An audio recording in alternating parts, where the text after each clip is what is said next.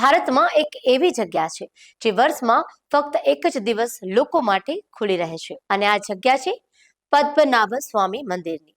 પદ્મનાભ સ્વામી મંદિર દુનિયાનું સૌથી ધનિક મંદિર માનવામાં આવે છે, પણ અહીં એક એવું વોલ્ટ બી છે કે જે આજ સુધી કોઈ ખોલી શકતું નથી. હિન્દુ ધર્મમાં ભગવાન વિષ્ણુને સમર્પિત એક અતિ પ્રાચીન મંદિર કહેવામાં આવે છે.